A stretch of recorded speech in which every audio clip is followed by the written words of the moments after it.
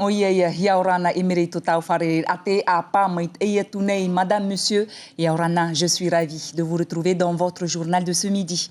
Un nouveau décès dû à la Covid-19, ce qui porte le nombre à 136. 6 nouveaux cas sont recensés, 10 hospitalisations, dont 4 en réanimation, 18 299 cas depuis le mois de mars dernier, 4 889 Matayepo ont reçu le premier vaccin, 1266 les 2 vaccins.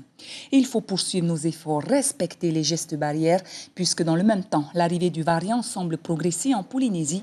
8 cas officiels aujourd'hui et le 9e est en cours de dépistage. On écoute la directrice du laboratoire de l'Institut Malardé, Maï Lormo, au micro de Natacha Silagi et de Jérôme Lee.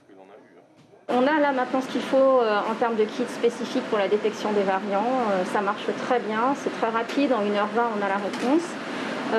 Et puis pour ce qui est du séquençage, on a reçu les réactifs de séquençage qui nous manquaient la semaine dernière. Donc ça y est, là c'est pareil, on est équipé. Après, ce qui nous limite un petit peu, c'est la taille de notre séquenceur. Donc il nous permet en fait de séquencer si jamais les échantillons sont assez chargés en ARN. On peut séquencer 4 échantillons en 48 heures. Visite marathon pour le président de la Polynésie et le ministre des Grands Travaux René Temeharo sur la côte Est. Une mission destinée à sécuriser la route particulièrement dangereuse sur cette partie de l'île. Caroline Fari, vous avez suivi cette visite, notamment à Mahina. Oui Théopo, nous sommes actuellement devant le talus numéro 63 à Mahina. C'est une zone particulièrement dangereuse puisque c'est ici qu'au mois de janvier a eu lieu un éboulement. Le maire de Mahina a donc demandé au pays de sécuriser toute la route de la côte Est, des travaux qui ont commencé au mois de juillet 2020 et qui vont se poursuivre jusqu'en avril à hauteur de 90 millions de francs sur les 400 mètres de 2 talus de Mahina. Édouard Fritsch et René Temeharo ont poursuivi leur route aujourd'hui jusqu'à Mahaena où ils ont rencontré le maire délégué qui leur a expliqué tous les projets de sécurisation de la zone. Il y a déjà eu beaucoup de travaux d'effectuer, mais aujourd'hui il faut aussi refaire un pont, sécuriser une rivière à hauteur de 100 millions de francs. Donc vous voyez, la côte Est a encore beaucoup de travaux à réaliser. D'autant plus que c'est une zone très dangereuse puisque, souvenez-vous, il y a quelques années, c'est sur cette route de la côte Est à Tiare qu'un homme est décédé suite à la chute d'un rocher. Oui, absolument, Caroline Fari. Merci à Caroline Fari donc et à Marcel Bonneau pour toutes ces précisions.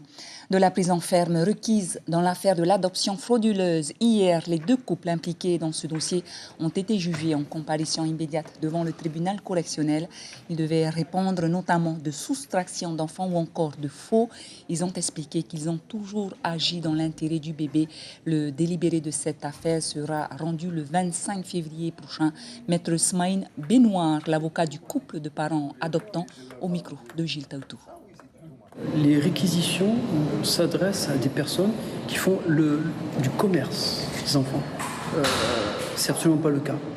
Il y avait une unanimité, il n'y avait aucune difficulté. Il y avait simplement des détails de procédure qui sont difficiles à suivre. Effectivement, ils ont eu ce tort, cet égarement, comme j'ai expliqué, d'avoir négligé la procédure. Ça ne fait pas d'eux des gens qui ne méritent pas d'être pères, ça ne fait pas d'eux des gens qui méritent des réquisitions qui les tuent civilement. C'est-à-dire qu'aujourd'hui, on leur enlève la possibilité d'être parents, ils perdent leur emploi, ils perdent tout, et concernant l'un d'entre eux, l'impossibilité de prétendre à la nationalité française. Ils perdent tout. Stop au combat de rue et faites du sport. Ce sont les mots de Teiva Manoutai, chef de service de la délégation pour la prévention de la délinquance et de la jeunesse. Il est à l'initiative de l'action menée en faveur des jeunes sur le front de mer la semaine dernière, aidé de grands noms du sport polynésien. Écoutez cet extrait, il est interviewé par Ibrahima Menadzi. On va proposer d'ailleurs en Conseil des ministres, via une communication, de pérenniser cette action.